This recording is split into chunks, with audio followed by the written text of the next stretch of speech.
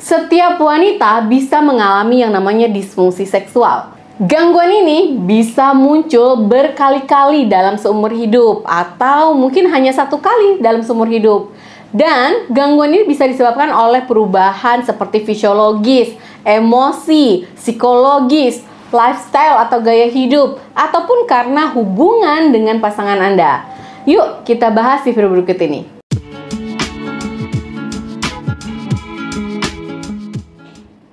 Hai, assalamualaikum sahabat sehat. Apa kabarnya nih? Semoga selalu sehat ya. Amin ya rabbal alamin. Disfungsi seksual wanita itu merupakan gangguan seksual yang seringkali menyebabkan depresi pada wanita tersebut. Gangguan ini bisa terbagi menjadi 4 jenis nih teman-teman. Yang pertama, gangguan hasrat, yaitu tidak adanya gairah gitu ya. Kemudian gangguan stimulasi, di mana tubuh tidak bisa merespon rangsangan seksual yang diterima. Kemudian gangguan orgasme dan juga gangguan nyeri pada saat berhubungan biologis dengan pasangan Anda. Nah, tandanya sama gejalanya apa nih dok gitu ya? Tanda dan gejala dari disfungsi seksual pada wanita ini ada beberapa juga nih yang perlu teman-teman sadari ya. Yang pertama, hilangnya minat dalam berhubungan biologis nih dengan pak suami. Kemudian adanya rasa nyeri pada saat berhubungan biologis tersebut.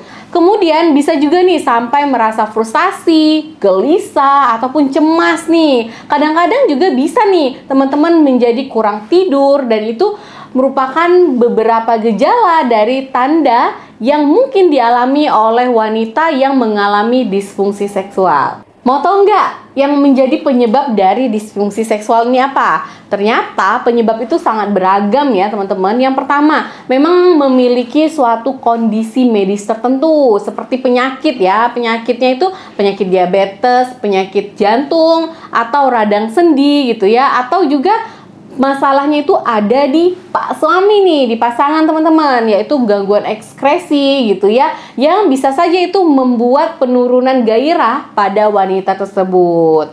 Selain medis tertentu tadi, bisa juga nih karena perubahan hormonal. Misalnya seorang wanita yang baru selesai melahirkan, kemudian wanita yang akan memasuki masa pramenopause ataupun sudah menopause gitu ya, dan adanya penyakit-penyakit keganasan seperti kanker leher rahim, kemudian kanker rahim atau kanker payudara. Hal-hal inilah yang bisa saja nih menjadi salah satu penyebab dari disfungsi seksual pada wanita.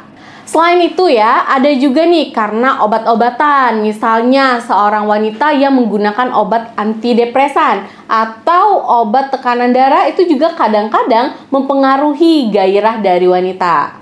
Masalah psikologis itu juga nggak jauh-jauh ya, karena masalah psikologis, masalah rumah tangga, atau pernah mengalami riwayat pelecehan seksual sebelumnya, mengalami PTSD, kemudian depresi, ataupun stres, itu juga bisa menurunkan gairah seksual pada wanita tersebut. Nah, kalian pasti akan bertanya-tanya nih, dok, kapan jadi saya nih harus melakukan pemeriksaan ke dokter gitu ya? Jadi, kalian harus melakukan pemeriksaan ke dokter sesegera mungkin jika masalah disfungsi seksual ini mempengaruhi hubungan kalian dengan pak suami, atau memang jika teman-teman mulai merasa khawatir nih, kok kayaknya masalah saya ini nggak bisa saya tangani sendiri gitu ya. Segera temui dokter untuk menjalani pemeriksaan dan juga pengobatan atau terapi yang sesuai dengan keluhan teman-teman. Biasanya dokter akan melihat kondisi dulu nih, kemudian gejalanya dari yang teman-teman ceritakan gitu ya, untuk menentukan pengobatan apa nih yang paling tepat agar teman-teman bisa mendapatkan penanganan yang tepat. Jelas ya, sesampainya di dokter, biasanya dokter akan mendiagnosis kalian itu berdasarkan riwayat kesehatan. Dari anamnesis dulu nih, ditanyain keluhannya apa yang dirasakan gitu ya. Kemudian dilakukan lagi nih pemeriksaan fisik, termasuk pemeriksaan panggul untuk melihat apakah mungkin ada masalah pada organ-organ sekitar, reproduksi gitu ya, organ-organ reproduksi apakah ada masalah. Kemudian melakukan pemeriksaan darah juga nih untuk memastikan bahwa bukan dari gejala suatu penyakit tertentu seperti penyakit diabetes tadi atau karena penyakit tiroid gitu ya. Dan jika memang diperlukan untuk dilakukan pembedahan kalau memang ada masalah pada bagian reproduksinya, itu teman-teman bisa konsultasi langsung ke dokter kandungan atau konsultasi ke psikolog, psikiater jika memang ada masalah emosional nih, untuk mencari tahu nih penyebab dari disfungsi seksual ini apa gitu ya. Atau teman-teman juga bisa nih bergabung pada suatu komunitas tertentu kalau memang ya pernah mengalami kasus-kasus pelecehan seksual sebelumnya gitu ya. Apa saja nih pilihan pengobatan disfungsi seksual pada wanita ini kalau memang kalian udah didiagnosis dokter mengalami disfungsi seksual? Jadi, pengobatan yang akan dilakukan itu tergantung dari penyebab si disfungsi seksual itu. Jika memang disebabkan karena penggunaan obat-obatan tertentu gitu ya, maka disembuhkan dengan cara mengubah dosis atau jika mungkin mengganti obatnya. Jika wanita yang menopause itu kan karena adanya perubahan fisiologis ya di dalam tubuhnya ya, berarti apabila mengalami nyeri pada saat berhubungan biologis karena misfinya itu mengalami kering gitu ya, itu dapat menggunakan pelumas atau krim yang mengandung estrogen untuk membantunya. Kemudian apabila wanita yang mengalami radang sendi nih, ada inflamasi, ada peradangan pada bagian sendinya, bisa diminum obat-obat anti nyeri sebelum melakukan hubungan biologis tersebut untuk membantu mengurangi nyeri pada radang sendinya. Dan memang kadang-kadang ya untuk hasil yang terbaik, kalian perlu menggabungkan beberapa jenis pengobatan. Jadi nggak cuma satu pengobatan. Apabila sudah ke dokter gitu ya, untuk membantu pengobatan dari dokter, maka kalian juga bisa melakukan pengobatan sendiri nih di rumah, olahraga, atau biasakan melakukan aktivitas fisik. Luangkan waktu bersantai untuk berlibur, kemudian hindari stres atau kelola stres dengan baik. Latihan otot panggul seperti senam Kegel itu juga dapat membantu untuk mengontrol hasrat seksual ataupun orgasme gitu ya. Kalian juga bisa melihat nih panduan-panduan senam Kegel yang ada pada YouTube gitu ya, atau pada buku-buku.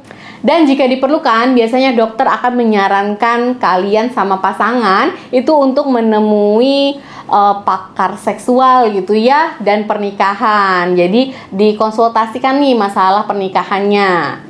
Dan yang paling penting itu teman-teman harus mengenali tubuh teman-teman sendiri. Jadi tahu nih apa yang harus dilakukan. Setelah berkonsultasi dengan dokter gitu ya, atau pakar seksual, atau psikolog, atau psikiater, jadi bisa tahu nih apa penyebab yang mempengaruhi aktivitas seksual teman-teman. Bisa ditangani dan dibantu juga ya dengan perubahan lifestyle di dalam rumah itu sendiri. Oke teman-teman, demikianlah video saya kali ini. Semoga video saya bermanfaat. Semoga kita nggak mengalami yang namanya disfungsi seksual ini ya. Sebenarnya ini bisa ditangani dengan baik ya. Dan memang selain Anda, pasangan Anda juga itu harus melakukan konsultasi. Jangan lakukan konsultasi sendirian, karena ini kan berpasangan ya dalam melakukannya. Wassalamualaikum.